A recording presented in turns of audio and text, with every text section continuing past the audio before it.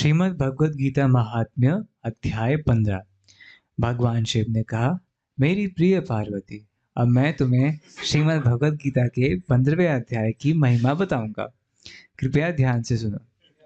गौड़ देश में नरसिंह नाम के एक राजा थे। वह इतने शक्तिशाली थे कि वह देवताओं को भी पराजित करने में सक्षम थे। उनके सेनापति का नाम सरभमेरुंड था। सरभमेरुंड वह अत्यंत लोभी था तथा राजकुमार के साथ मिलकर उसने राजा की हत्या करने तथा गौड़ देश का शासक बनने की योजना बनाई। परंतु इससे पहले कि वह अपनी योजना को क्रियान्वित कर पाता, उसे हैजा हो गया और बहुत जल्दी उसकी मृत्यु हो गई। उसके पश्चात उसने अपने अगला जन्म एक घोड़े के रूप में सिंधु नाम के देश में लिया।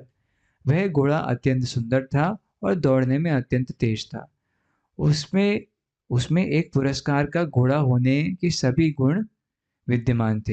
एक दिन गौड़ देश के एक बहुत धनी व्यक्ति के पुत्र ने उस घोड़े को देखा और उसे गौड़ देश के राजा को बेचने के उद्देश्य से खरीदने का निश्चय किया। उस घोड़े को खरीदने के पश्चात वह उसे गौड़ देश की राजधानी में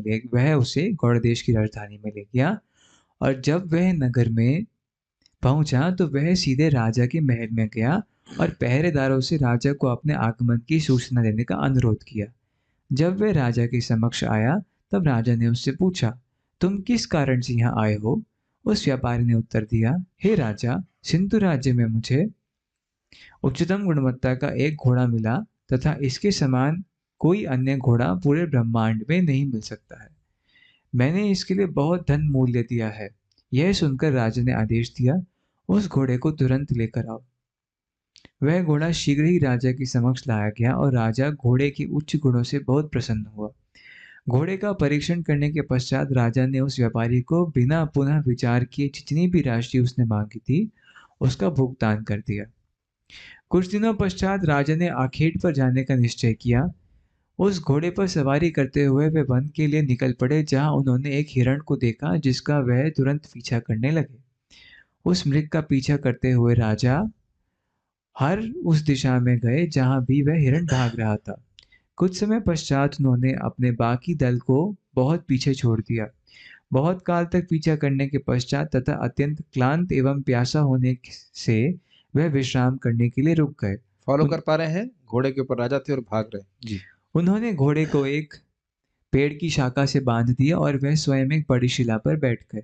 कुछ देर बाद उन्होंने जन्म पत्र के एक टुकड़े को हवा में उड़ता देखा तथा वह उनके बगल में कैसे ठीक से पढ़िए फिर से। थोड़ी देर बाद उन्होंने जन्म पत्र के एक टुकड़े को हवा में उड़ता देखा और वह उनके बगल चट्टान पर आ गिरा। फॉलो कर पा रहे हैं? उड़ करके आया। यस, जन्म पत्र आप ये देख रहे हैं कि कुछ जादू जैसा हो रहा है ना। एवरी स्टोरी में कुछ मैजिक हो रहा है। पढ़िए। जन्म पत्र के उस टुकड़े पर श्रीमद् भगवद गीता के 15वें अध्याय का आधा श्लोक लिखा हुआ था। राजा ने उसे पढ़ना शुरू किया और जैसे ही उनके मुख से प्रथम शब्द निकला, वह घोड़ा भूमि पर गिर पड़ा तथा उस घोड़े के शरीर का त्याग कर दिया। एक ध्यान दीजिएगा, अगर आप बुलेट पे बैठे तो गीता के श्लोक ना पढ़िएगा। अरे हो सकता हो एक दिन बुलेट के 4 हाथ निकल जाए, सीधे वैकुंठ ही लेके चली जाए। अच्छा, एक बात यहाँ पे महत्वपूर्ण है कि छोटे बच्चे भी आपके घर पे हैं। मुझे बहुत अच्छा लग रहा है कि हमारे फिर से प्रियंका माता जी वो रिपोर्ट भेजते हैं कि उनके बच्चा एक श्लोक गीता का पढ़ता है। बहुत अच्छी बात है। देखना, आधा श्लोक, एक श्लोक, आधा श्लोक, एक चौथाई श्लोक भी पढ़े, बहुत अच्छी बात है। मैं बहुत प्रसन्न होता हूँ उसको देख करके कि भाई 4 माला जप कर रहे हैं, 2 माला जप कर रहे हैं और एक श्लोक दिन में ये शंकराचार्य जी का बात है कि दिन में एक श्लोक जरूर पढ़ना चाहिए। ऑब्वियसली भगवत गीता, भागवत गीता का एक श्लोक भी पढ़ा है तो देखने कितना शक्ति है। और कृपया अगर ऐसा हो सके तो ऐसा पढ़ने की शैली रखिए कि इस श्लोक से जो आपने पढ़ा वो सीखा क्या। देखिए, पूरी क्लास से आप पूरा कुछ याद ना रख सके, लेकिन एक पॉइंट आपके पूरे जीवन को चेंज कर देगा। जैसे सिंपल वो हम बात कर रहे थे, केंद्रीय भूत किए बिना जीवन में किसी को कुछ नहीं प्राप्त हुआ है। पूरा जीवन चेंज हो सकता है उससे। पता नहीं भगवान कैसे प्रेरित करते हैं वक्ता कुछ बोलने के, लेकिन एक पॉइंट ऐसा हो सकता है जो एकदम आपके जीवन को पूरी तरह परिवर्तित कर दे। तो हम खाली बोल रहे हैं, यहाँ पे प्रमाण आप बार बार देख रहे हो, आधे श्लोक से लोगों का उद्धार हुआ है। तो जीवन में एक भी दिन ऐसा नहीं जाना चाहिए कि आपका संपर्क भगवत गीता या भागवत से एक श्लोक के माध्यम से भी ना हो। मेरी बात समझ रहे हैं? हर दिन एक श्लोक तो कम से कम होना चाहिए। बहुत बड़ा शुद्धिकरण उससे हो रहा है। It's very intense thing what we are learning. पूरा ध्यान कर पाए एक श्लोक तो जरूर दिखना चाहिए। ठीक है, पढ़िए। वह घोड़ा भूमि पर गिर पड़ा तथा उस घोड़े के शरीर का त्याग कर दिया। उसने एक दिव्य चतुर्भुज रूप प्राप्त किया और तत्काल एक पुष्पक विमान में बैठ गया जो वैकुंठ से उस दिव्य चतुर्भुज रूपी पुरुष को आध्यात्मिक धाम वैकुंठ को ले जाने के लिए आया था। राजा ने देखा कि वहां पास में एक सुंदर आश्रम था जो चारों ओर से फल प्रधान वृक्षों से घिरा हुआ था।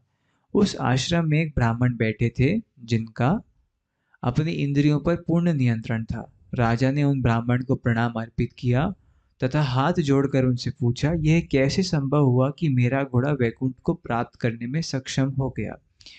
ब्राह्मण, जिनका नाम विष्णु शर्मा था, उन्होंने उत्तर दिया, हे राजा, पूर्व में सरभमेरुंड नामक आपकी सेना का एक सेनापति था। उसने राजकुमार के साथ मिलकर आपको आपके सिंहासन से हटाकर उसे हड़पने की योजना बनाई थी। परंतु इससे पूर्व कि ऐसा करने में सक्षम होता, उसे हैजा हो गया और उसकी मृत्यु मृत्यु हो गई। उसके पश्चात उसने उस घोड़े के रूप में जन्म लिया। संयोगवश उसने श्रीमद् भगवद गीता के 15वें अध्याय से कुछ शब्दों का श्रवण कर कुछ लिया। शब्दों का श्रवण कर लिया, अतः वह वैकुंठ चला को गया। प्राप्त किया। देख रहे हैं ना, वही तो बात है कि we don't know how much mercy we are giving to others. यही प्रभुपा जी कहा करते थे। मैं इससे बहुत प्रसन्न होता हूँ कि प्रभुपा जी की बात मुझे याद रहती है कि भाई एक शब्द भी पढ़ा है, एक लाइन भी पढ़ी तो जीवन पवित्र हो जाएगा। तो ये एक मैं भक्तों से निवेदन भी कर रहा हूँ कि हम लोग तो खैर यहाँ योजना बनाकर भगवत गीता पढ़ ही रहे हैं, भागवत पढ़ ही रहे हैं, और भी इसको आप लोगों को मदद करना चाहिए। देखो एक और भी तरीका होता है, मानो आप स्वयं प्रवचन नहीं दे पा रहे हो तो बुला सकते हैं कि यहाँ प्रवचन होता है, आप आइए, सिखा दिए जूम पे ऐसे करके, घर बैठे। कितना आसान होता है। आप छोटी सी बात सोचो, कितनी बड़ी सुविधा हमारे सामने है। यदि आप घर में बैठ के खाना खा रहे हैं तो आप प्रवचन सुनने तो नहीं जा सकते थे पहले? कहीं प्रवचन होता तो खाना भी तो नहीं कि प्लेट लेकर के पहुंच जाएंगे वहां पे खाने के लिए, ऐसे तो संभव है नहीं। अब तो यह भी संभव है ना कि कुछ घर में खाना, मानो खाना बनाना कुछ करना है, घर बैठे ही आप भागवत सुन लीजिए। भागवत क्या बोल रही है? पुण्य तीर्थ निषेवनात्, पुण्य तीर्थ में जाओगे तो शायद कुछ चांस है कि जो कथा हो रही है वह सुनने को मिल जाए। तो फिर ये बता रहे थे ना फॉर्मूला। और फिर आप योजना बना के फिर जाएंगे, उसमें तो बहुत समय लगेगा। यहाँ तो केवल एक बटन ऑन करना है। और ये मैंने देखा कि वस्तुतः थोड़ी रुचि कथा में हो जाए तो बटन ऑन करने का आग्रह बहुत अधिक होता है। Make sense? आप किसी क्लास में आधा घंटा पहले आके नहीं बैठने वाले, लेकिन जूम क्लास में लोग 15 मिनट पहले ऑटो ऑन कर देते, चलो कभी भी कथा शुरू हो जाएगी मालूम चल जाएगा। ये सब देख रहे हैं कि नहीं देख रहे? कितना भगवान की कृपा है बताइए। और आज भी मैं, जैसे मैं थोड़ा लेट हो गया था महाराज की क्लास में, सुनते हुए जा रहा था, तब भी बहुत रस मिल रहा था। ये नहीं कहा जा सकता है कि आप मतलब चलते हुए भी सुन रहे हो तो कोई रुचि नहीं। हाँ, बस वो है कि मन लगा के सुन रहे हैं। अभी कुछ काम करते हुए आप सुनोगे तो कितना सुन पाओगे वो आप संदेह है, मुझे नहीं पता कैसे कर पाएंगे, कितना सुन पाएंगे, लेकिन I mean it is quite possible.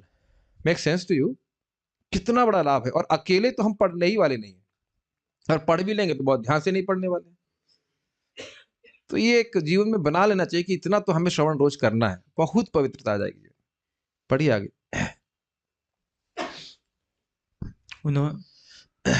उन्होंने हाँ, राजा ने उन ब्राह्मण को अपना प्रणाम अर्पित किया तथा अपनी राजधानी लौट आए और उस चरण पत्र पर जो लिखा था उसे बारंबार पढ़ने लगे।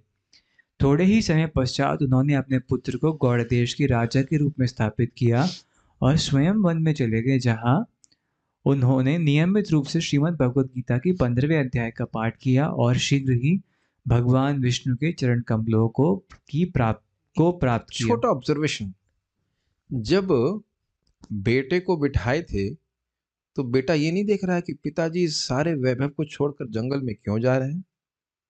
Have you ever thought like that?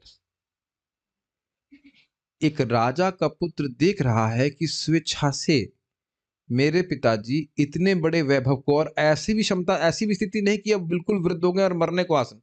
50 साल की उम्र में कोई बहुत बुढ़ा नहीं होता है। ये आपने कभी सोचा है आजकल लोग क्यों कभी देखते ही नहीं, किसी को देखा है अपने घर से घर छोड़ते हुए, किसी किसी को दिखता नहीं है। 50 साल की अच्छी खासी उम्र में वो भी राजा है विश्व का, या मान लो बहुत बड़े स्थान का भी राजा है। खुद लड़का देख रहा है कि पिताजी गए हैं, तो उसके अगर वो थोड़ा-सा भी ट्रेनिंग प्राप्त है तो उसके मन में आएगा कि यह क्यों गए और मुझे भी इस प्रकार से जाना है। केवल इसी राज-काज में नहीं फँसे रहना। वेरी अच्छा लेसन सीखने को मिल रहा है। एनीवेज़, तो भगवद गीता हमको उद्धार करने वाली है। अब हम लोग भगवद गीता के 15वें अध्याय का पारायण करेंगे।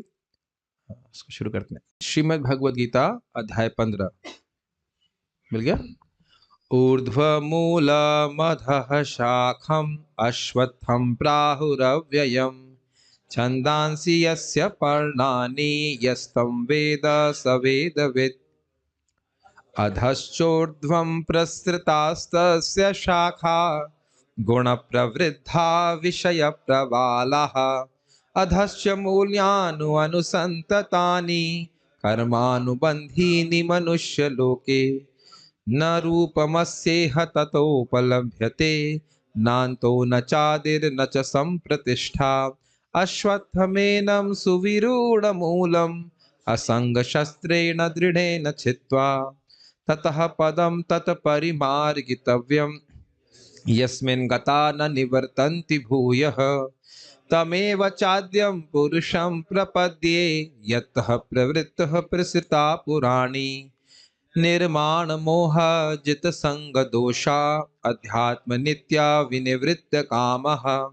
द्वन्द्वैर्विमुक्ताः सुख दुःख संगैर् गच्छन्त्यमूढाः पदमव्ययं तत् न तद्भासयते सूर्यो न शशाङ्को न पावकः यद्गत्वा न निवर्तन्ते तद्धाम परमं मम ममैवांशो जीवलोके जीवभूतः सनातनः मनषष्ठानीन्द्रियाणि प्रकृतिस्थानि कर्षति शरीरं यदवाप्नोति यच्चाप्युत्क्रामतीश्वरः गृहीतवैतानि संयाति वायुर्गन्धानि वाशयात् श्रोत्रं चक्षुः स्पर्शनं च रसनं घ्राणमेव च अधिष्ठाय मनश्चायं विषयानुपसेवते उत्क्रामन्तं स्थितं वापि भुञ्जानां वा गुणान्वितं विमूढानानुपश्यन्ति पश्यन्ति ज्ञानचक्षुषः यतन्तो योगिनश्चैनं पश्यन्ति आत्मन्यवस्थितं यतन्तप्यकृतात्मानो नैनं पश्यन्ति चेतसः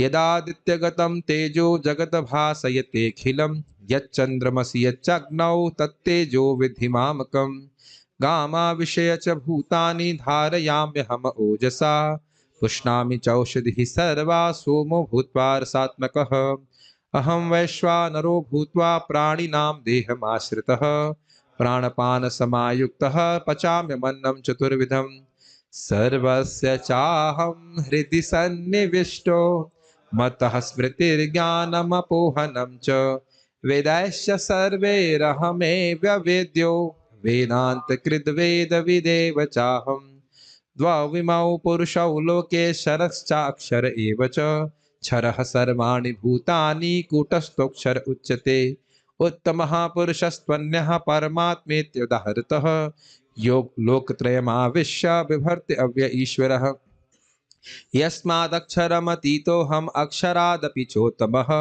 अतोऽस्मि लोके वेदे च प्रथितः पुरुषोत्तमः यो मामेव सम्मूढो जानाति पुरुषोत्तमं स सर्वविद् भजति मां सर्वभावेन भारत इति गुह्यतमं शास्त्रम् इदम् उक्तं मया नघ एतद् बुद्ध्वा बुद्धिमानः स्यात् कृतकृतश्च भारत हरे कृष्णा कृष्ण कृष्ण हरे हरे हरे राम राम राम हरे हरे।